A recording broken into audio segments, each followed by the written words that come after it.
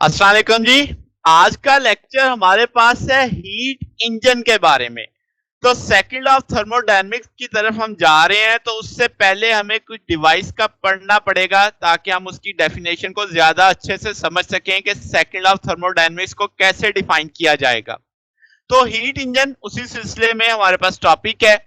अब आप एक बात समझते हैं कि वर्क को हीट में डायरेक्टली और कंप्लीटली कन्वर्ट किया जा सकता है, मगर अगर आपको हीट को वर्क में लेके जाना है, सम यूजफुल वर्क, तो आपको कुछ स्पेशल डिवाइसेस चाहिए। इन डिवाइसेस को हम हीट इंजन कहते हैं।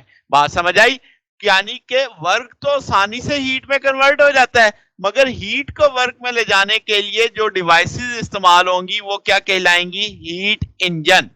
तो अगर मैं कहूं कि डेफिनेशन बनाए, तो हम कहेंगे हीट इंजन बुनियादी तौर पे एक ऐसा सिस्टम होगा जो एक साइकिल में ऑपरेट करेगा, जो पॉजिटिव वर्क परफॉर्म करेगा और नेट पॉजिटिव हीट ट्रांसफर करेगा। बात समझ आ गई? तो ये प्रॉपर डेफिनेशन हो गई हमारे पास हीट इंजन की, कि हीट इंजन एक ऐसा सिस्टम हो सकता है जो ऑपरेट करता है एक साइकिल में और परफॉर्म करता है नेट पॉजिटिव वर्क और नेट पॉजिटिव हीट ट्रांसफर करता है। अब जो मुख्तलिफ तरह के हीट इंजन होते हैं, करेक्टराइजेशन अगर हम उनका करें, तो ये चार स्टेप्स तो उनमें लाजमी है। क्या जनाब? कि वो एक हाई हॉट रेजरवायर से या हाई टेम्परेचर सोर्स से हीट को लेंगे, जैसे सोलर एनर्जी, ऑयल फर्नेस या न्यूक्लियर रिएक्टर से। जैसे आप ये स्कीमेटिक फिग देख रहे हैं कि हाई टेम्परेचर सोर्स, या इसे आप हॉट रेजरवायर कह सकते हैं जिसका टेम्परेचर हाई होता है, यहां से हीट ली। तो जो हीट ली उसे मैंने क्यू इन का नाम दे दिया। फिर वो इस हीट को वर्क में लेके जाते हैं, ठीक है। अब जैसे वो हम कहेंगे शाफ्ट रोटेट करता है, इस तौर पे हम उससे वर्क ले रहे हैं। जो बच जाने वाली हीट है वो आपके पास चली जाती है लो टेम्परेचर पे, जिसे हम सिंक का नाम दिया था कल भी। इसे हम ये भी हमारे पास रेजरवायर है, मगर एक ऐसी रेजरवायर जिसका टेम्परेचर कम है, ठीक है, जैसे एटमॉस्फेयर है, जैसे रिवर्स है हमारे पास। ठीक होगी बात। अब ये सारा एक साइकिल में ऑपरेट करता है। अब इसमें सबसे अहम बात जो एक नुक्ता है जो यहाँ पे आपको समझना है, हीट क्या आपके पास हॉट रेजरवायर से लो रेजरवायर का कनेक्शन होना लाजमी है। यानी वर्क तभी हो पाएगा जब पहले हीट ट्रेवल करेगी हॉट रेजरवायर से कोल्ड रेजरवायर की तरफ, या हाई टेम्परेचर सोर्स से लो टेम्परेचर सिंक की जानिब। अगर आप किसी तरीके से सिंक बंद कर देते हैं, फिर ये वर्क भी नहीं हो पाएगा। ये आगे चल के हम इस चीज को समझेंगे। फिर वक्त मैंने इशारा एक दे दिया। अब आपके पास वर्किंग फ्लूइड क्या है? कि आपके पास हीट इंजन या जो साइक्लिक डिवाइसेस होती हैं उनमें एक फ्लूइड इन्वॉल्व होता है जो टू एंड फ्रॉम मूव करता है, जिससे हीट ट्रांसफर होती है अंडरगोइंग अ साइकिल। यानी आपके पास ये वर्किंग फ्लूइड कहलाता है। ये जो आप सर्कल देख रहे हैं, यहाँ पे गैस होती है, हीट लेने से एक्सपैंड करेगी, वो एक्सपैंड करके वर्क करेगी, वापिस अपनी असल एनर्जी खर्च करके वापिस अपनी असल हालत में आ जाएगी या उसे ले आया जाएगा। तो ये एक साइक्लिक कंसेप्ट है। तो वो जो यहाँ पे गैस या फ्लूइड होगा वो आपका वर्किंग फ्लूइड कहलाता है। ओके होगी बात? अब जो हीट सिस्टम में एंटर हो रही है वो पॉजिटिव है, जो हीट सिस्टम को छोड़ के जा रही है वो नेगेटिव है। तो एब्सोल्यूट वर्क डन आप कैसे देखेंगे? तो आप कहेंगे नेट वर्क डन बराबर होगा Q in minus Q out. अब यहां से अगर आप देखें कि अंदर खाते, यहाँ पे ये जो कंसेप्ट है ये भी बड़ा अहम है, कि जो नेट वर्क डन आपको मिल रहा है ना, जैसे इस तस्वीर में, तो ये भी आपके इसमें वर्क आउट जो होता है उसी वर्क का कुछ पोर्शन वापस इंजन को चलाने के काम भी आ रहा होता है, यानी डब्ल्यू इन। तो नेट वर्क डन का कंसेप्ट भी ऐसे ही समझना है कि W out minus W in, और ये बराबर होगा किसके? Q in minus Q out के। यानी जो आपके पास हीट इन हो रही है और हीट क्या से क्या हो रही है? आउट हो रही है, उसके डिफरेंस पे। तो इसका मतलब जितना इस हीट का डिफरेंस होगा उतना ज्यादा नेटवर्क डन आएगा आपके पास। बात समझ आ गई? तो अब आपके पास जो क्यू हीट है, या वो कह रहे हैं जो आपने सिंक को दे दी, यानी जो वेस्ट में चली गई। अब आपके पास क्या है जनाब? कि ये आउट वाली हीट मैंने जैसे कहा कभी भी जीरो नहीं हो सकती, आप इसे बंद नहीं कर सकते। अगर ऐसा है तो जो हीट का वर्कआउट है वो हमेशा लेस होगा किससे, इनपुट से, क्योंकि अगर आउट जीरो हो जाए तो क्यू इन तो डब्ल्यू नेट के बराबर माना जा सकता है, मगर क्यू आउट तो कभी भी जीरो नहीं है। तो इसका मतलब आपका आउटपुट वर्क हमेशा लेस होगा इनपुट हीट से। समझ गए इस बात से, क्यू आउट जीरो नहीं हो सकता, अगर जीरो होता तो क्यू इन और क्यू नेट डब्ल्यू नेट बराबर हो जाते।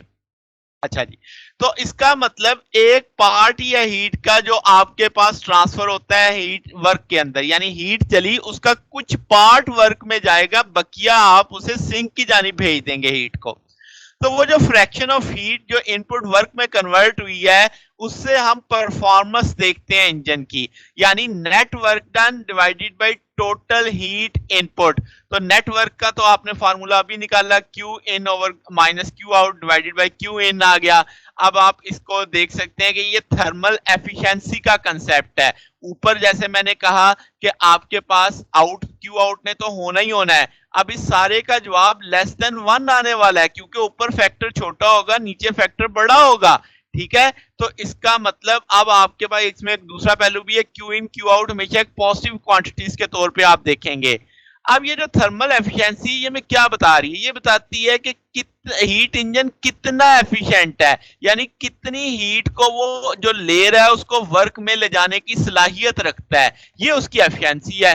कि अगर आपने 100 जूल की हीट ली है तो उसमें से कितने जूल वो वर्क में कन्वर्ट कर पाता है, ये उसकी एफिशिएंसी या थर्मल एफिशिएंसी कहलाती है।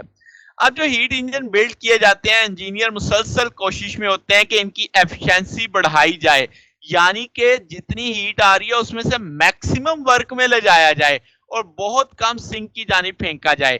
ठीक हो गया, यानी आपके पास इस तरीके से आप पॉपुलेशन, आप जाहिर सिंक क्या थी, सिंक आपने क्या पढ़ा कि आपकी एटमॉस्फेयर है, रिवर है, तो वो पोल्यूशन ही बढ़ रही है ना, जो आपकी फालतू एनर्जी बच रही है वो आप बाहर फेंक रहे हो, तो इस काम पे काम हो रहा है। अच्छा, अब इसमें एक बड़ा अहम पहलू है कि जब मैं हीट इंजन का लफ्ज बोलता हूं तो एक बहुत ब्रॉडर साइंस में आम तौर पे हमारे जहनों में आ जाता है ऐसी डिवाइसेस, यानी जो आपके पास थर्मोडायनेमिक स्केल पे वर्क नहीं भी कर रही उन पे भी ये शामिल कर लिया जाता है।